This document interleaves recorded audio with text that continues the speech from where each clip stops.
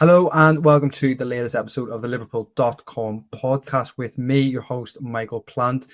This morning we are reacting to, the morning after the night before, I suppose, with the closing of the summer transfer deadline. We're going to be reflecting on all the major big deals, which of course includes Alexander Isak. It doesn't include Marc Guehi, and we will touch on that. But I'm joined today by Richard Garnett. How are you, Richard? Oh, not too bad, thanks, Mike. Just freshly back from a couple of weeks in southern Spain. As you can probably tell by my fairly, middle of the road tan. Obviously delighted to be back in work, as anyone would be after 2 weeks in the Mediterranean. Well, I'll tell you who is delighted to be back in work. Alexander Isak, but we'll come to that in a little second. Before we do get started, I've got a little message from our sponsor of today's episode, NordVPN, who have a new app available for download, which will allow you reliable and affordable internet access on your trip abroad. Saily is a new eSIM service app brought to you by the creators of NordVPN.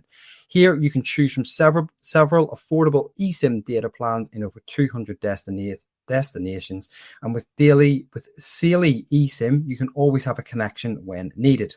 Download Saily in your app store and use our code BLOODRED at checkout to get an exclusive 15% off your first subscription.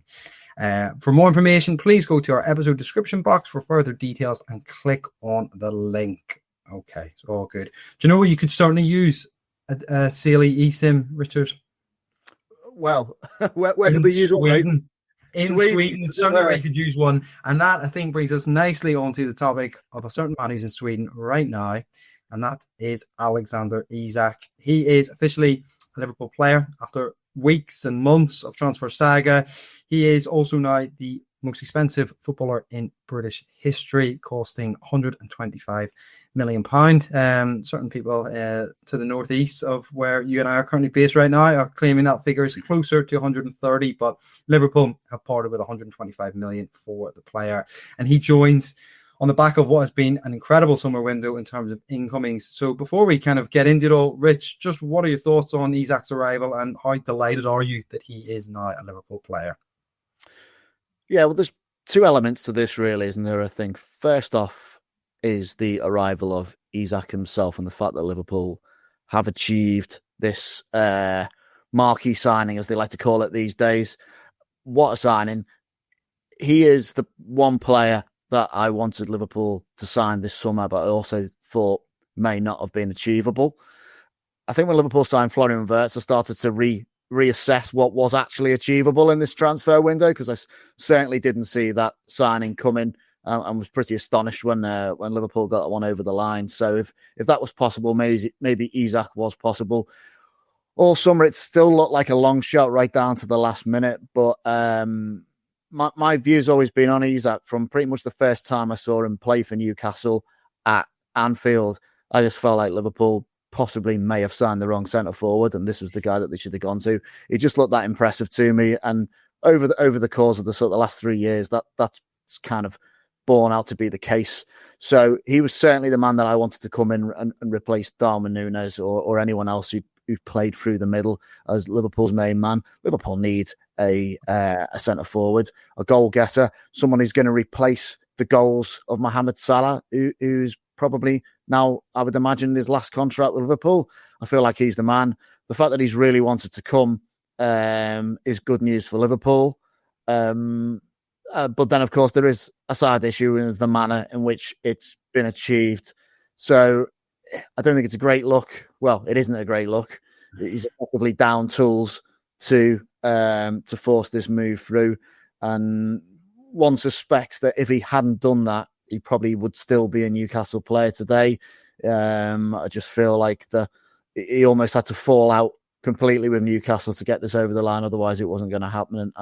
And he took a bit of a risk and has achieved that. So it has been pretty ugly the way that it's been achieved. I can understand why Liverpool decided to sort of call off any sort of further bids after the £110 million bid was shot down.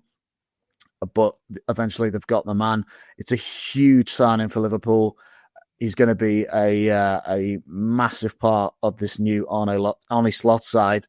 and I'm very much looking forward to seeing him in a red shirt.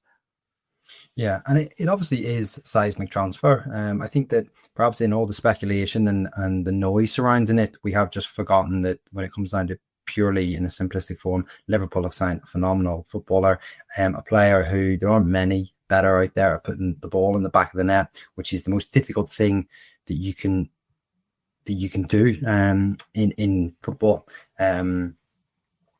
Sorry, I'm just distracted by a little message there that came through just in work channels. But yeah, it's most difficult thing you can do in a football pitch is to actually put the ball in the back of the net. And Isak is proven he's remarkable at that. I think his record is over 50 goals in around 85 Premier League appearances. He will add an extra dimension to this Liverpool team. And when you consider that last season, Liverpool essentially finished it without playing with a recognised centre forward. They've now got two in Alexander Isak and Ekitike. You've also got Florian Wirtz in that number 10 role as well, who, and you mentioned at the start, if I'd have said to you at the start of the window, Liverpool are going to have a summer transfer window where they're going to bring in Florian Wirtz and Isak, you just would never have believed it. It's just an incredible amount of summer business, not just in terms of the money spent. And people get very obsessed about the money. And Liverpool, actually, when you look at their net spend, look, it's a lot of money to have spent. But in the grand scheme of things, over the last 5, 6, 7 years, they're actually still not, they still haven't spent a huge amount compared to rivals as well.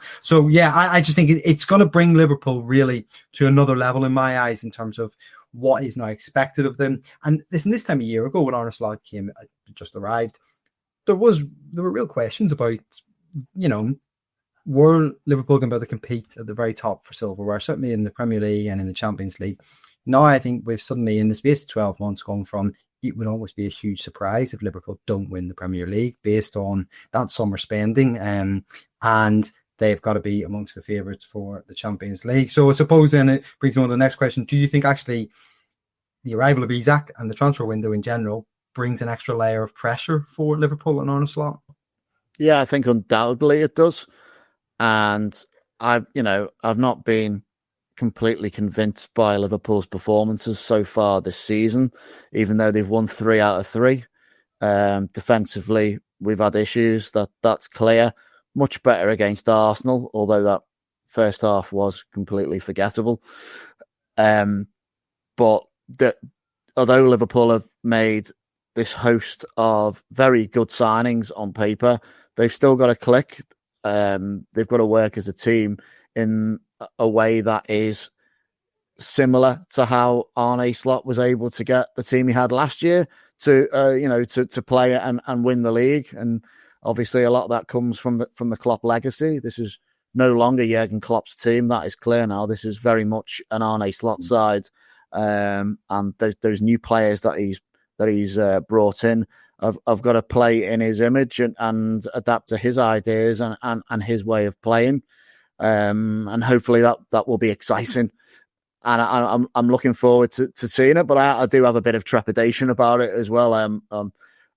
The pressure is obviously on if you buy all these players and spend a lot of money, regardless of what you've recouped in player sales as well. That's one for the net spend euros. But what we're really looking at is you've spent a lot of money to make this team better. Will it make the team better? I would very much like to think that it will. One of the key things for me has been with the new contracts for Salah and Van Dijk. As soon as they sign those contracts, we should be looking to replace those players. That's a process that had to start immediately. And I think they've done that with Salah, with Isak and Ekitike in terms of that goal return. You've got the issue at the other end as well. They brought in Leone, the young Italian centre back, and obviously just missed out on another key target last night in a frustration fashion. Hopefully, I'm sure you'll touch on that in a bit, Michael, but hopefully that one will come to pass eventually. And Liverpool just need to be more patient about it. But the pressure is definitely on Liverpool to perform. But that's the level that they're playing at, and that those players that have been coming are gonna have to meet those expectations, and I'm reasonably confident that they will.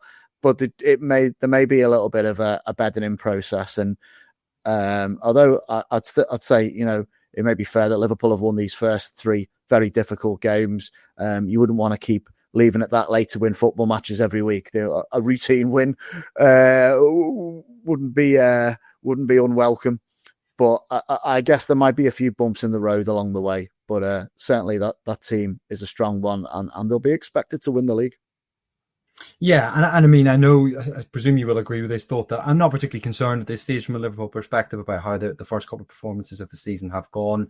They're still, it's felt to me that the transfer business has slightly overclouded the first few weeks of the season, and I suspect there's a couple of teams in the Premier League are like that just doesn't feel like they're quite set yet for the campaign. And I actually think to come through that and get to this stage with 9 points is actually, to their credit, and obviously the only side who have still got a 100% winning record in the Premier League. And then just in general on the squad, I mean, you've said it there, they've got to be overwhelming favourites for the Premier League. They would have been at the end of last season anyway, I suppose, when it finished. But when you consider that there is actually quite a lot of quality that has been taken out of this side, obviously Trent Alexander-Arnold, Luis Diaz as well.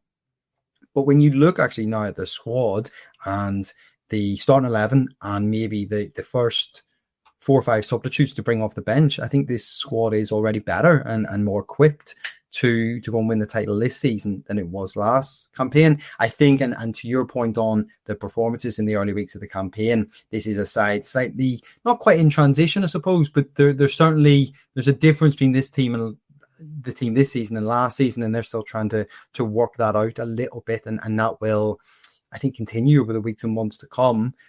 But and Isak and Ekitike and how they all fit into that will be a big factor in that. But just on the 2 strikers that have brought in, do you have any, not concern, but do you wonder a little bit now what Hugo Ekitike is thinking following the arrival of Alexander Isak, and where does it leave him in your eyes? Well, it's quite ironic, isn't it? Because when Liverpool were being linked with Isak, and then all of a sudden reports came out that Newcastle were after Ekitike, and there was suggestion from within the camp that they were going to sign him to play alongside each other. Quite a few Liverpool prominent Liverpool commentators scoffed at the idea of Newcastle signing both those players, but I'm not hearing too much about the fact that Liverpool have actually ended up with both of them. But the fact is they have. And how does that work? I don't see Arne Slot changing his system to play 2 centre forwards. I don't think there's any evidence to suggest that he's going to do that. Not at the moment, anyway. Could change his mind, of course. But I'm sure Ekitike would have known that Liverpool were in for Isak, and even after he'd signed, he will obviously have known that they were still pursuing him. So that is something he would have had to take into account. I do think, obviously, Liverpool have needed more depth in the squads to be able to compete right to the bitter end on all 4 fronts. You know what I mean? And that Liverpool have done that quite a lot. In recent seasons, have stuck around in cup competitions. They wanted to go deep in the Champions League. They came unstuck earlier in the knockout stages last season after facing the eventual winners who edged them out on a penalty shootout. You know what I mean? They need more good players, which is exactly the way that Slot is recruited this year. Will he move Ekitike out to a wider role? I don't see Isak going out there particularly. So, although I don't think he can do a bit of a job out there, but he's obviously been signed to be the main man through the middle. He's probably going to rotate a little bit with Ekitike. The one thing I would say, I've been really impressed with Ekitike in his first few games for Liverpool. Looks a massive upgrade on Darwin Núñez for me, to be honest with you. Hold up play, calmness and finishing, just all round play. Just looks a far better fit for me. So I've already taken to Ekitike, is what I'm trying to say, really. And now we're kind of asking him to possibly play a slightly different role or see his minutes diminished a little bit. Whether that happens straight away, though, I don't know. I think let's not forget, Isak is effectively down tools for over a month. So his fitness won't be perfect. I know he's gone away with Sweden. Interesting to see how he does while he's away there. But he's got to come back in. He's got to bed into Liverpool's system. Not sure how Arne Slot works, but I know his predecessor was never keen on just throwing new players in at the deep end. They would try and get them into working the methods that that Klopp would use before necessarily just chucking them on the pitch. And will he do something similar with Isak? Well, probably not for too long. He cost a lot of money. They want him on the pitch, don't they? But I think it's obviously a challenge because you're gonna have to juggle these players, but it's a good headache for Slot to have. And don't forget, Salah's going to be going away on the to Africa Cup of Nations as well at some point. So there's going to be opportunities. And I do think we may see more squad rotation than we had done previously. Yeah, and you took the words out of my mouth, actually. I think we'll definitely see more rotation. I think we'll definitely see Ekitike playing out wide on a couple of occasions this season. I think Cody Gakpo is going to start as the main first choice left winger. Obviously, Salah, Wirtz, Isak will be in that side. I do think Ekitike in the long term will be the player to drop out. But as you rightly said, Ekitike will play a huge part in the next couple of weeks because Isak is not up to speed whatsoever. He hasn't played a football match since May. That's an awful long time. I mean, me and you might be as fit as him at this stage. But he is also... I don't know, mate. About 2 weeks in Murcia, so eating paella and tapas. So, I'll give him a run for his money, but I'm not too sure. Well, he is obviously away with Sweden at the moment as well, which will give him a little bit of a boost in terms of fitness and help in that regard. But I was looking back over the Q&A that he had with Liverpool's club media after his arrival, and even he's admitted that he's not totally sure whether he will be up to speed for the Burnley game. He suspects he'll be on the bench for the first, and actually as well, he comes in a period now where there's a really intense fixture build-up, isn't there? And quite a lot of games he played in a very short period of time. So, yeah, I think it will be a while before he's fully up to speed. That would be my guess. Let's move on slightly because we do have a couple of other transfer topics to discuss. The big one being Marc Guehi, who, if you'd have told me at 8 o'clock last night we would be discussing Marc Guehi in this podcast, I would have said, well, we'll be discussing the new Liverpool signing. But of course, at the 11th hour, the rug was pulled from under his feet.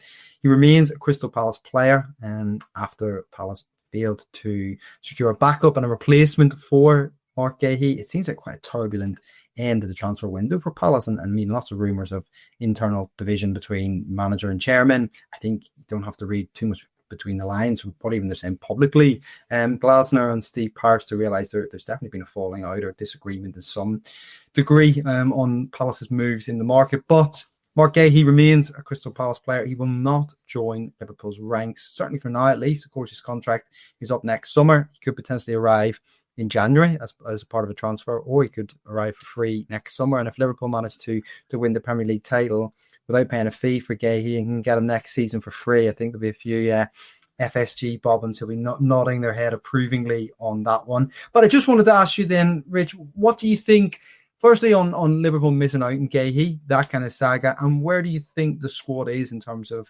strength and depth at centre-back?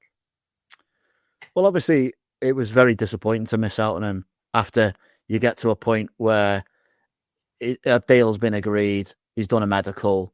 I think a deal sheet had gone in, which I guess is not legally binding. Otherwise, they couldn't have pulled the plug on it.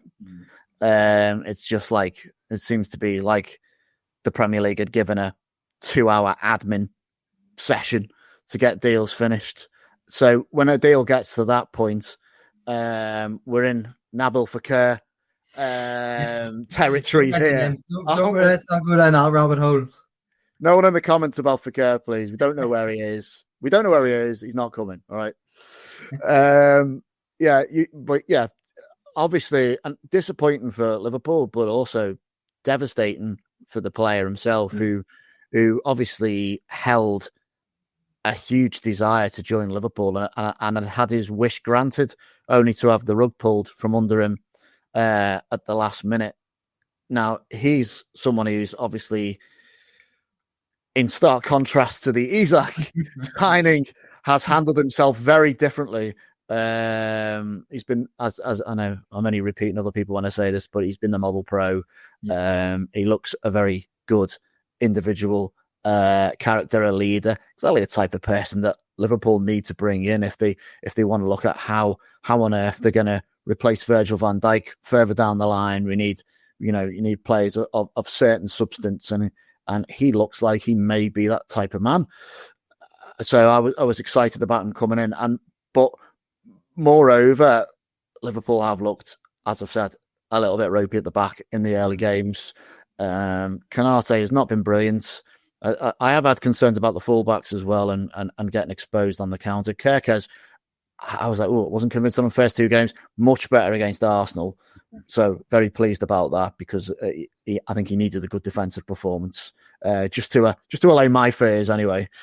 And obviously there was also the chance of Joe Gomez leaving the club yesterday, which hasn't come to pass. Very pleased about that. I thought he was excellent against Arsenal. His versatility cannot be underestimated, and he can play anywhere across that back line when required, and he will be required. So when with Leary coming in as well, we have at least got 4 centre backs there. He's obviously very inexperienced, young Italian. He's got more in inches than he has in games. So I think that's height, just to be clear. I'm excited to see him play, but I don't want to, it would be unfair to throw him in at the deep end. So Joe Gomez sticking around is important. And I do think if we'd had the 5, that wouldn't have been an issue.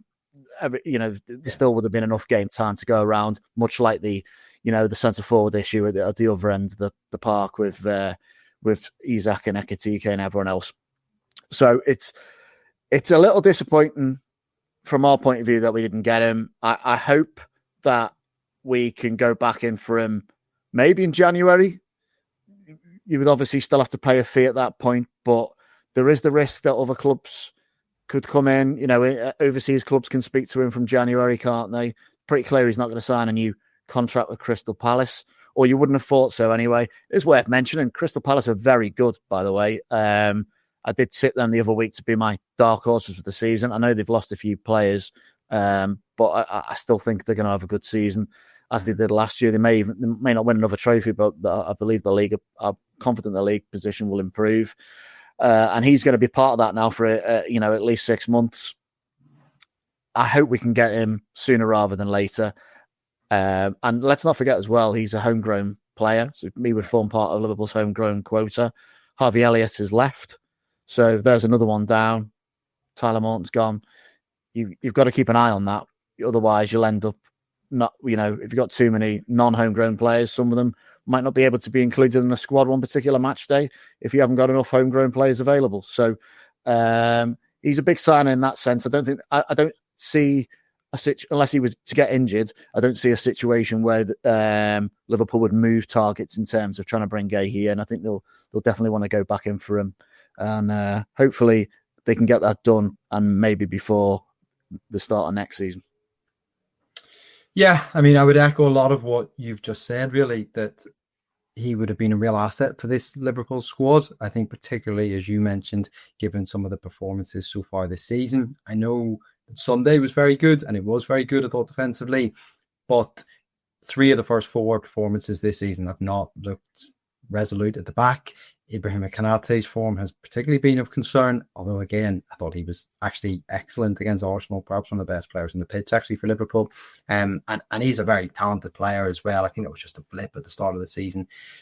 Guehi would have certainly kept him on his toes at the very least. I think he would have. I do wonder whether there is a thought about, obviously there are big concerns about Konate's long-term future, whether Guehi is being primed for that role. Personally, I actually think for Guehi that might work out in his best interest in the long term. He's got his pick of clubs again next summer who he can go to for free. He will probably play every week now and guarantee his spot in the England squad. So actually, in an odd way, I think it might work out better for him, although I do understand he is very disappointed with what's happened on deadline day. And I think it does lead into this conversation. It's been a big one on social media that does it reinforce the thought that if he'd have thrown his toys out the pram, he would have got his transfer, he would have got his move that obviously Isak got, and that because Guehi's handled himself kind of exemplary fashion, that he hasn't got his transfer, and is a message for and a warning for players going forward. I don't totally buy into that, because you look at someone like Harvey Elliott, and he did get his transfer, but it could have very easily not happened, and he didn't throw his toys out of the pram. He just got on with things, and he ultimately did get his move, didn't he, on transfer deadline day. Obviously, Liverpool were reluctant to let him go, even as recently as kind of Friday. They were knocking back interest from RB Leipzig. So, but in terms of the options then at centre-back, I do think that, I mean, when you consider that Liverpool won the title with 4 centre-backs last season, they're still in the exact same position now. They've essentially changed Kwanzaa, who very rarely started anyway, for another centre-back. You look at it in the surface and think, well, Liverpool should be fine. But given that Gomez cannot be relied on in terms of his injury record, and we know that, given that, as you mentioned, Giovanni Leone does not have any experience. I think he's played 17 top-flight matches in his career. Suddenly, potentially, to now drop him in and expect him to have a big role to play if there was an injury would be a concern. We obviously mentioned Konaté's form as well. Virgil van Dijk is still an outstanding player, but he is 34. Age is going to catch up with him at some point as well. Liverpool fans will hope that that's not this season. I suspect it probably won't be. But I think that there are a little bit of concerns there at centre-back, that they maybe don't have quite the depth that they would like and that Arne Slot would like. And I think that also applies to the wide areas as well up front. I think the backup for Salah and Cody Gakpo are a couple of little concerns. I mean, Rion Gamoa and Federico Chiesa are the main players in those positions as backups. I think, they've obviously lost Diaz in the summer as well, and I think that maybe it could come back to bite them a little bit. I thought it was interesting as well on Sunday that when they looked to potentially win the game late on, Slot seemed reluctant to turn to either before, particularly late on. Obviously, Chiesa came on and Gamoa didn't play. So we'll have to see in that one. But I do think in general, the squad is better and more equipped than it was last season. They've added more depth, more strength and depth. It's just in those centre-backs and those wide areas that I think there's a tiny little bit of concern. We are running out of time, so I just wanted to very quickly touch on Harvey Elliott, obviously moving on loan to Aston Villa with an obligation to buy next summer for 35 million. Liverpool have inserted a sell-on clause and a buyback arrangement, which is interesting as well. I did the same with Jarell Kwanzaa earlier this summer. I think a good move for Elliott, and perhaps this isn't the end of his Liverpool career given the buyback clause. But Rich, what are your thoughts on that one? And are you sad to see him leave Liverpool? Well, first off, I think it is the end of his Liverpool career, to be honest with you. I know you've probably been polite, I know, but it's not a bad move to include buyback clauses in contracts these days. The sort of landscape with transfers has changed a lot from where it was 20 years ago or what have you. I am obviously disappointed to see him go because he is a Liverpool favourite, a Liverpool fan, and someone who is kind of lived the dream by getting his move. A huge talent, showed how good he was when he can, and how he can take responsibility when he played in the under 21s Euros and was excellent for England. That's when he had a run of games and was able to take responsibility in a side. And I think that's what he needs. Really, he needs to be running a team. He needs that level of responsibility, and maybe he will get that at Aston Villa. We'll wait and see how things shake up there. But he ultimately someone who needed to play more. And one of the sort of key issues I think he's had at Liverpool is he's never really had a defined position. Where does he play? Yeah. Does he play in that forward line? Does he play in midfield? He was never. If you look at the players that are there, he was just never going to be able to pin down one in either of those thirds. So it's a shame he's gone, but it also, I think it is in his best interests and probably Liverpool's best interests as well. And I wish him all the best because I think he's a great player. I think he's a good player. I think it's really interesting what you've just said there in terms of the fact that he's been a player for so long actually at Liverpool and in the Premier League. And it feels like still we don't really know what he can do on a week-to-week basis because he hasn't actually played regularly for Liverpool in that period of time. So I'd be interested to see if he can go to Villa. I think that Villa will suit him because they don't really play with natural wide wingers. I mean, John McGinn very often plays in those kind of wide positions, and obviously he's not a winger as well. I think Elliott will be suited to that, kind of always playing in a wide of a 4-4-2 kind of midfield role, but in coming inside, he'll come inside quite a lot. So yeah, I wish him best of luck. He seems like a really nice lad. I think obviously a real fan favourite at Liverpool, given his affinity to the club. I think he'll be secretly slightly wounded and a little bit gutted with how it's all gone really in the last 12 months or so. But and while Liverpool are losing a good player, ultimately they win the title really without Elliott playing a significant role. He didn't start a match until after the title was sewn up, and I think his best contributions last season came off the bench. I don't think he impressed at all when he started a match last season, which is a shame for him because there is definitely a talented player there, but I don't think he will be hugely missed, I'm sorry to say, despite his talent. One thing that is interesting, I think, is if the deal for Guehi hadn't fallen through, would they have sanctioned his sale? Now, I know we're not talking like for like here in terms of position, but that sort of obligation fee basically covers the Guehi fee, doesn't it, in a roundabout way? And he's a homegrown player as well. Yeah. So if they'd known what was going to happen with Guehi, what happened, would he have gone yesterday? I'm not so sure. Yeah, and I think that they will confirm the Premier League squads, won't they, in the next couple of days, and we'll see how many homegrown players there are. I can't remember the rules off the top of my head. Must have a little Google and a little search of that. But they are kind of coming close to the edge on that one in terms of the regulations. I think off the top of my head, I think you need about 8 right, in any given squad. And then any player under 21 doesn't have to be included in that. You can have as many of those players as you want. And I suppose you could sort of, if you didn't have enough homegrown, you could pad out that quota with some of the under 21s. But that's it's probably not the ideal process. But yeah, they've definitely lost a homegrown player by letting Elliott go and not being able to sign Guehi. So that probably wasn't in the plan. Well, when we get to rules and regulations, maybe we know it is time to call a day on the end of the podcast. That's on that bombshell, I suppose. But yeah, listen, Rich, thanks very much for coming on today and discussing what has been a frantic and crazy end to the transfer window for Liverpool. We will be back next week with the Liverpool.com podcast, where perhaps we'll be looking back at some more of the transfer business, but also starting to look forward to that Burnley game and potentially Alexander Isak's debut for Liverpool. So yeah, thanks very much for watching and listening, and we will be back soon.